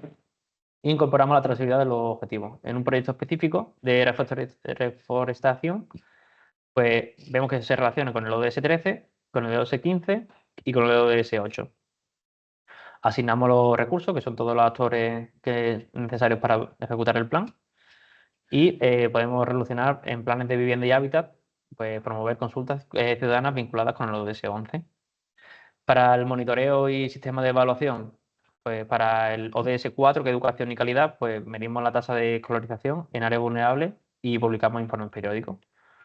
Y luego pues tenemos la campaña o sea, la parte de comunicación y sensibilización, que un poco todo lo que hemos hecho es comunicarla, ¿no? Bueno, pues esta acción va a tener esta repercusión en el Objetivo de Desarrollo Sostenible número 4. Y luego, ¿cuáles son los principales errores y retos que tenemos a la hora de enlazar estos ODS con los planes? Primero, la falta de alineación entre los objetivos y el plan. Entonces, las soluciones son que tenemos que identificar desde el principio las metas específicas de los objetivos e intentar priorizarlos dentro del plan. Tenemos que asegurar que los objetivos y las acciones del plan se diseñen para contribuir a las metas. Intentar no construir de principio metas y acciones que son, o objetivos que son súper grandes o muy a largo plazo. Entonces, lo que tenemos que hacer es intentar centrarnos en metas específicas que sean medibles, alcanzables, por supuesto, y que tengan un marco temporal definido, tampoco muy extenso. Otro error que se comete mucho es la falta de diagnóstico inicial y la priorización de las medidas. Entonces, para ello, pues, se recomienda que se haga un diagnóstico que identifique tanto las necesidades como los problemas y todas las oportunidades que hay a nivel local. E intentamos, una vez hagamos ese paso, priorizar los objetivos que tengan más relevancia para el impacto que queramos conseguir. Otro reto es que hay muchas veces poca participación de los actores clave. Entonces, la solución es involucrar a todos los actores clave en la formulación, ejecución y evaluación del plan de manera definida y clara. Intentamos hacer pues, procesos participativos y transparentes. Cuando tenemos insuficiencia de recursos financieros y técnicos, lo que podemos hacer es evaluar los recursos que tenemos en todo momento para hacer esta acción del plan y identificamos las fuentes de financiamiento, ya sea desde fondos públicos, privados, europeos, como a presupuestos municipales, y asegurar la sostenibilidad económica del plan. Y luego tenemos las capacidades técnicas insuficientes, que es otro reto. Entonces, se intenta solucionar esto a través de diseñar programas de formación para todos los técnicos que se encargan de realizar las acciones y de ejecutar el plan. Y intentamos pues, fomentar también la colaboración con expertos nacionales e internacionales para compartir las buenas prácticas. Recomendaciones que se tienen que tomar en cuenta o que hay que tener en cuenta al principio del plan. Bueno, hay que adaptar los objetivos al contexto local, hay que promover la capacitación, visibilizar los objetivos, comunicar los logros, alinear marcos internacionales y nacionales, asegurar el financiamiento sostenible y fomentar la colaboración multisectorial. ¿Cuáles son las ventajas? Preguntaréis por qué tanto rollo con los ODS. Pues tiene bastantes ventajas, que primero que tenemos un desarrollo sostenible claro, podemos acceder a mucho más financiamiento, pues como he explicado, muchas de las ayudas, subvenciones que dan tanto a nivel europeo como a nivel nacional, te obligan a que tengan un claro, o sea, que estén alineados claramente con la Agenda 2030. Entonces, tienes que referenciar sí o sí que todas las acciones que va a tomar para adquirir esa subvención están alineadas. Esto te crea resiliencia y adaptación, porque al final estás pensando en un futuro y cómo se solventar esos problemas del futuro. Te crea un fortalecimiento institucional, a tenerlo también muy trabajado y muy claro, y reducción de desigualdades, que es uno de los objetivos principales de los ODS. Entonces, he querido poner aquí ahora una buena práctica del Plan de Acción Climática local que se sigue en Vitoria-Gasteiz y Vale en España, donde su Plan de Acción Climática, o su PACE, está muy bien definido y sí que hacen referencias muy claras en todo momento a los ODS. Entonces, he puesto aquí unos ejemplos específicos donde se ven que las metas que ellos han puesto dentro de ese plan son metas específicas y medibles, como era uno de los requisitos, o sea, una de las recomendaciones que he puesto antes. Ellos relacionan, o sea, tienen la meta de mejorar la movilidad sostenible con el uso de una red de transporte público eficiente y carriles bici. Entonces, eso lo relacionan directamente con el ODS 11, que es de ciudades y comunidades sostenibles. Luego tienen la meta de estrategias para alcanzar la neutralidad climática en 2050, incluidas medidas de mitigación y adaptación, y lo relacionan con el ODS 13, que es acción por el clima. Tienen la meta de restaurar zonas verdes urbanas y perurbanas, que se relaciona directamente con el ODS 15, que es vida de ecosistemas terrestres. Y por último, pues tienen plataformas digitales para fomentar la transparencia y participación ciudadana, que lo relacionan con el ODS 16, que es paz, justicia e instituciones sólidas. Uno de los objetivos principales del plan es fomentar activamente la participación ciudadana y igual tienen indicadores claros alineados con los ODS. O sea, quieren conseguir la reducción del 30% de emisiones de gases GI para 2030, que se relaciona al ODS 13, incremento del porcentaje de viajes realizados en transporte sostenible, el ODS 11, proporción de espacios verdes por habitantes, el 15, y reducción de la pobreza infantil en un 20%, que es el 1. Para temas de financiamiento sostenible también lo tienen definido dentro del plan, que cogerán sobre todo fondos de Next Generation Europe, además de subvenciones públicas nacionales. Y luego, lo bueno que tiene este plan a la hora de, cuando lo leí, es que debe que tiene un enfoque muy transversal, ¿no? Es decir, muchas veces pues combinan diferentes ODS entre sí, ¿no? He puesto el ejemplo de que combate la pobreza energética mediante ayudas para la instalación de energías renovables en viviendas. Entonces, tienen el enfoque ese de que toman el medio ambiente, o sea, la medida de medio ambiente para temas sociales. Y luego promueve la igualdad de género de 12 a 15 mediante programas de capacitación de empleo sostenible para mujeres. Entonces, bueno, esto es una buena práctica que vi y que quería analizar aquí con vosotros. Y bueno, ya pasamos, una vez hemos visto los ODS, pasamos ya al primer plan, el PEMUS, ¿vale? Que son los planes de movilidad urbana sostenible. Estos planes son herramientas de planificación estratégica que buscan garantizar una movilidad eficiente, equitativa y sostenible en áreas urbanas. Su objetivo es reducir el impacto ambiental del transporte, mejorar la calidad de vida y fomentar modos de transporte más sostenibles, como caminar, uso de bicicleta y transporte público. Los PEMU integran aspectos económicos, sociales y medioambientales y buscan equilibrar la movilidad con la reducción de emisiones de gases de efecto invernadero, mejorar la accesibilidad y disminución de la congestión urbana. He puesto aquí el marco regulatorio relevante. Las tres primeras son europeas, que es la Directiva de Eficiencia Energética, la Estrategia de Movilidad Sostenible e Inteligente y el Reglamento de Calidad de Aire. Y luego, estas últimas son a nivel nacional, ¿vale? Que es la Ley 7 de 2021 de Cambio Climático, el Real Decreto Ley 6/2022, que es la Ley de Tráfico y Circulación de Vehículos a Motor y Seguridad Vial, Ley 2 de 2011 de Economía Sostenible, y luego hay otro tipo de regulaciones y reales decretos que también afectan, por supuesto, a la elaboración de estos planes. Luego, ¿quiénes son los responsables de su elaboración? A nivel nacional, el principal es el MITECO, pero luego sí que hay otros ministerios que también ayudan, como puede ser el de Transporte y Movilidad y Agenda Urbana, el IDAE o el Ministerio del Interior. A nivel municipal, los encargados son los ayuntamientos, los consejos municipales o gobiernos locales. Y luego hay otros actores relevantes que también participan en la elaboración del plan, como son pues, el Consorcio de Transporte y Áreas Metropolitanas, organizaciones comunitarias, sociedad civil, y luego otros expertos técnicos, consultores externos, ¿no? Que también participan en la elaboración de los planes para consultas específicas. ¿Son obligatorios? Pues según la ley de 7/2021, sí, para municipios de más de 50.000 habitantes, para capitales de provincia y para municipios de más de 20.000 que tengan muchos niveles de contaminación de gases de efecto invernadero. Y luego para los demás son recomendados tenerlos. Este mapa lo he sacado, he puesto aquí la referencia. Vale, todos estos números son las referencias para que estén al final de la presentación. He puesto aquí este mapa, que creo que es de la agenda urbana, si no me equivoco, si no es del año pasado, de 2024 o de 2023, ¿vale? Que está actualizada. De cuáles son aquellos municipios mayores de 50.000 habitantes que cuentan con PEMUS, ¿vale? Y otros en naranja y en rojo, pues son que. Bueno, 2018 pone, perdón. Vale, sí, pero este mapa creo que está actualizado. Creo que está actualizado. 2023 creo que era, ¿no? Bueno, supongo que no sé si lo actualizarán en breve o no. Pero bueno, para que tengáis una idea un poco a nivel nacional, cuáles son la situación con respecto a los PEMUS. Por si queréis ver que cerca de vuestro municipio pues hay PEMUS redactados, pues podéis echarle un vistacillo a la localidad que sea. ¿Cuál es el contenido mínimo que tiene que aparecer en los PEMUS sí o sí? Primero, tiene que haber la primera parte del plan, un diagnóstico inicial. Aquí se va a evaluar el estado actual de la movilidad, todos los modos de transporte, toda la infraestructura y los patrones de desplazamiento. Luego hay que evaluar el impacto ambiental, social y económico del plan. Y luego pasamos a los objetivos, a la definición de objetivos y metas, que es reducción de emisiones de gases de efecto invernadero, mejora de calidad del aire, fomento de modo de transporte sostenible, acceso a la universidad y equidad, eficiencia energética, el uso de energía limpia, seguridad vial y calidad. Estos puntos tienen que estar sí o sí dentro de los objetivos y metas.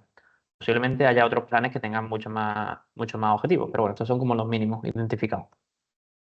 Luego tiene que haber estrategias dentro del plan, pues para la planificación del transporte público, para la promoción de la movilidad activa, tanto peatones como bicicletas, regulación del transporte privado motorizado y se tienen que integrar tecnología de vehículo eléctrico o sistema de transporte inteligente. Y luego los indicadores, o sea, hay un montón de indicadores que se pueden incluir dentro del plan. He puesto como los más relevantes, por supuesto hay muchos más. Bueno, no voy a leerlos todos, que es un montón. Pero bueno, para que hagáis una idea. De reducción de emisiones, aumento del uso de transporte público, número de accidentes de tráfico y heridos, número de personas con acceso al transporte público en un radio de 500 metros, número de plazas de aparcamiento reguladas y creadas o eliminadas. Hay un montón de indicadores, estos son también los mínimos, pero puede haber muchos más y dependiendo de la localidad, pues puede incorporar otros o no, o puede adaptar, por ejemplo, este de radio 500 metros. Si es una ciudad muy grande, pues a lo mejor le conviene poner un radio un poquito más grande, si es más pequeña, pues un radio más pequeño. Luego, como tal, el contenido mínimo que tiene que aparecer, pues tiene que estar el plan de acción con todas las propuestas y las medidas, el cronograma de la implementación, el presupuesto estimado, también la búsqueda de financiamiento y los actores responsables. Y por último, todos los planes, no solo este, todos los que vamos a ver, tienen que tener una evaluación, un seguimiento y la participación ciudadana, ¿no? Para ello, pues hay que especificar la frecuencia de evaluación del plan y las medidas de seguimiento y implementar medidas correctoras. Y luego, pues, para la participación ciudadana, todos los planes tienen que tener mecanismos para involucrar a la población, ya sea pues, a través de consultas públicas, campañas educativas, talleres, plataformas de seguimiento o actividades para la ciudadanía. Entonces, este es el contenido mínimo de los PEMUS. Y los pasos para elaborar o sea, para implementar y elaborar este plan son los siguientes. Lo he dividido en 8, si no me equivoco. Primero es la fase 1, lo he puesto por fase y por etapas. La fase 1 es la organización y el arranque del proceso. O sea, hay que ver realmente la necesidad de crear el PEMUS, el primer paso, la promoción de la iniciativa, se establece el plan de trabajo y se presenta pues, la decisión de que lo vamos a realizar y las características que va a tener. A partir de ahí, una vez ya se ha puesto esta primera fase de inicio, hacemos un diagnóstico y definimos los objetivos y las metas. Luego pasamos a la fase 3, análisis y medidas. Aquí se recogen datos, se analizan, se definen los objetivos específicos y se seleccionan las medidas que se van a priorizar. Luego pasamos a la fase 4, que son la definición de los indicadores y la estrategia. Pasamos al plan de acción. Aquí en este momento justo hay que hacer la búsqueda de financiación y de los agentes relevantes que es disponible. La puesta en marcha, que es la fase número 6. Aquí podemos hacer el plan que salga a consulta pública para que se haga la participación ciudadana y a partir de ahí pues se va aprobando, ¿no? Se puede aprobar a nivel pleno municipal o ministerio o nivel autonómico, dependiendo del plan que sea y la escala que tenga. Y luego, pues, el último paso, pues, la puesta en marcha del plan. Pasamos a la fase número 7, que es de seguimiento, evaluación y medidas correctoras. Y por último tenemos la fase 8, que es la de comunicación y sensibilización, ¿no? Que al final puede difundir el plan de todos los actores y sensibilizar a la ciudadanía de que ese plan existe y cuáles son las medidas que se han tomado. Recomendaciones para lograr estos planes. Hay 8. Voy a poner las 8 primeras, son comunes para todos los planes. Y luego suele haber una, dos o tres que son específicas del plan en concreto. Entonces, para todos los planes, una recomendación principal que hay que hacer antes de elaborarlo es involucrar a todas las partes interesadas desde el principio. Es decir, si se va a incluir a consultores externos para la elaboración del plan, no esperar a que el plan esté ya medio redactado para contar con la opinión de los consultores externos, porque al final pueden cambiar muchas cosas y es como contraproducente, ¿no? No tiene mucho sentido. Se identifican primero los agentes que van a participar y se involucran desde el principio. Hay que decir, hay que realizar los diagnósticos detallados. En la etapa de diagnóstico inicial tienen que ser estudios detallados y con fuentes de información fiables. Los objetivos que se creen tienen que ser claros, medibles y asumibles, como hemos estado explicando antes. No tiene mucho sentido que se pongan objetivos muy altos cuando la situación del municipio no es esa. Hay que establecer un marco financiero claro desde el principio. Cuando se crea el plan, lo primero es buscar cómo se va a financiar todas las medidas que se van a tomar y dónde está aquella financiación disponible. Hay que alinearlo con políticas nacionales e internacionales. Aquí en este paso es cuando hay que incorporar los ODS, siempre que se pueda. También se recomienda mucho usar la tecnología de innovación, porque tenemos ahí la tecnología. Entonces, muchas veces para temas de diagnósticos detallados, etcétera, al principio, si usamos herramientas que no hagan este tipo de análisis, pues vamos a ir mucho más rápido y van a ser mucho más fiables. Fomentar la participación ciudadana, eso va también un poco relacionado con el punto 1, ¿no? De involucrar a las partes. Y realizar un monitoreo continuo, es decir, especificar bien un plan de evaluación y seguimiento del plan a través de indicadores y ver que se están cumpliendo. Y por último, bueno, estos son los 8 que he comentado, que son comunes en todos los planes. En todos los planes estos hay que hacerlo sí o sí, son las recomendaciones para elaborarlos. Y luego, para el plan de movilidad urbana sostenible, pues hay que priorizar modos de transporte sostenibles, garantizar la equidad y la accesibilidad.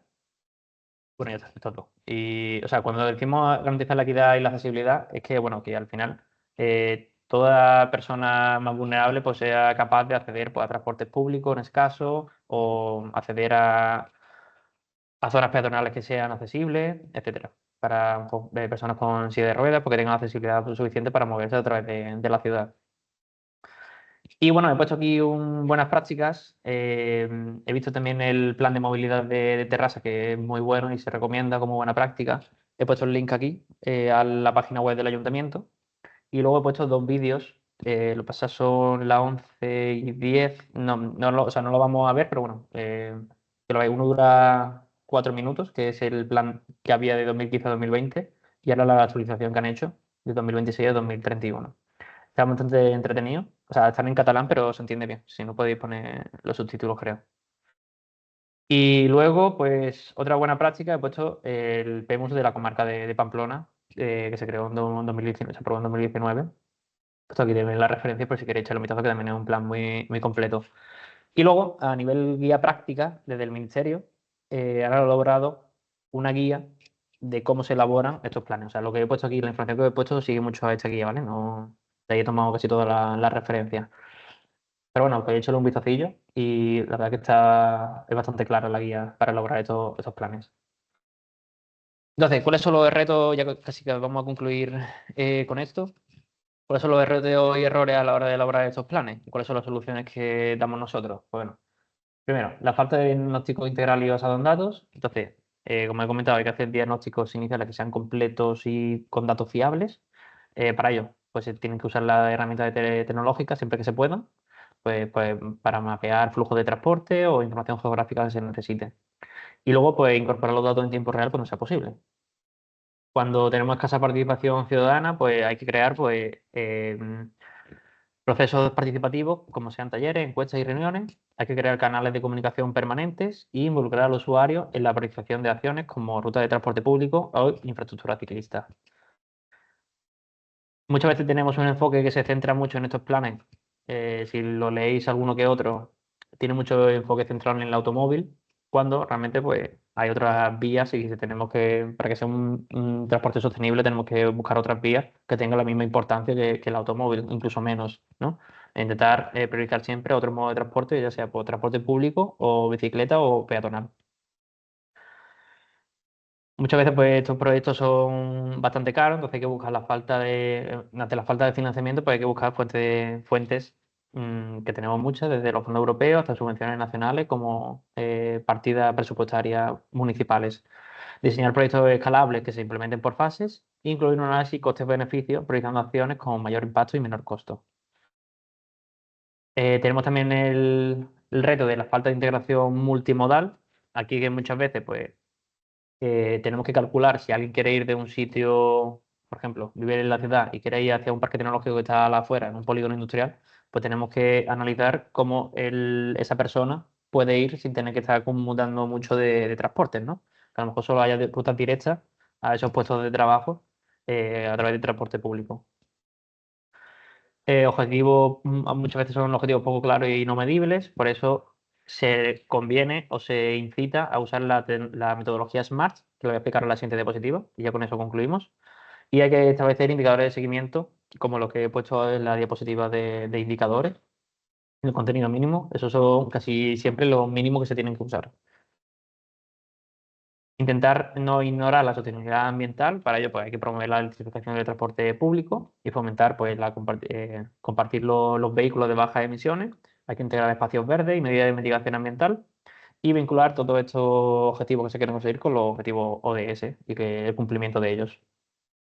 Y por último, otro error que se ha detectado mucho en la redacción de estos planes es que están desconectados con otros instrumentos de estrategia local. Aquí un poco lo que hemos estado hablando al principio de los enfoques de silos, ¿no? De cada administración local, pues asigna cada plan a departamento independiente y luego no tienen coordinación entre sí. Entonces intentar evitar eso. Entonces, ¿qué es la metodología SMART? Esta metodología se usa mucho a la hora de definir los objetivos, ¿vale? Siguiendo 5 aspectos, se crean objetivos medibles, estructurados y alcanzables. Primero, el objetivo tiene que ser específico, tiene que ser claro, preciso y enfocado, tiene que ser medible, es decir, se puede cuantificar y evaluar el proceso para ver si se cumple o no. Tiene que ser alcanzable, es decir, tiene que ser realista, y, teniendo en cuenta los recursos disponibles. Tiene que ser relevante, es decir, alineado con las prioridades estratégicas y tener un impacto significativo y que tenga un plazo para poder conseguir ese objetivo. Entonces he puesto un ejemplo con cada uno de los 5 aspectos que se evalúan, un ejemplo independiente, ¿vale?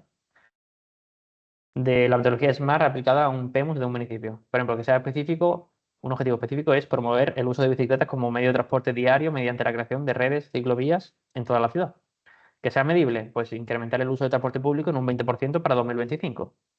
Es una medida cuantificable. ¿A que sea alcanzable? Pues lograr el 50% de zonas escolares tengan pasos peatones seguros en 2 años. Relevante, que se reduzcan las emisiones de CO2 derivadas del transporte en un 30% para 2030. Y con plazo, pues que se implemente un sistema de transporte público eléctrico en el centro de la ciudad para finales de 2027.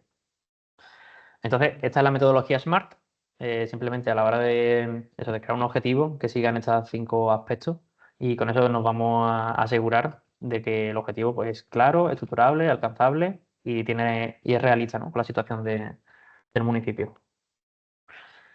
Y bueno, creo que lo vamos a dejar aquí, ¿vale? Quedaría solo esta parte de un ejemplo específico de los ODS, pero como la semana que viene vamos a trabajar junto con vosotros, como he dicho, porque no somos monólogos, vamos a trabajar entre todos para crear o enlazar, relacionar los ODS con los planes, cada uno de los planes. Vamos a hacer esa actividad y dejamos esto eso para la semana que viene. Os dejo estos 15 minutos que quedan de clase para que hagáis el cuestionario, que está al final de la presentación, ¿vale? Creo que tenía acceso a la presentación, ¿vale?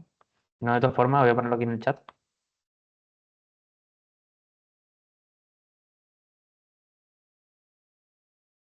Ahí, vale. Mucha de la información, la verdad que no la hemos visto de los cuestionarios que hay, pero si queréis, pues echarle un vistazo a la presentación que tenéis disponible a ella y podéis responder a las preguntas buscando en la presentación. Me ha respondido alguien en el chat, ¿verdad? Del ayuntamiento de Noaín. La lista de planes sectoriales hecho de menos los planes de agenda urbana, los planes de sostenibilidad por las ciudades y que más o menos pueden sustituir a los planes que había con la agenda local 21, que en Navarra han sido muy importantes. Ok, vale. Pues ha dejado ahí el link. Luego le echaré un vistacillo y si quiere la semana que viene, pues lo podemos comentar, Mónica, ¿vale? Vale, pues por mi parte, mm, ya estaría la sesión de hoy, ¿vale? Que es la primera sesión. La semana que viene, el jueves a la misma hora, a las 9:30, realizamos la siguiente sesión. Así que nada, gracias a todos por vuestra participación y nos vemos la semana que viene, ¿vale? Voy a grabar, detener esto.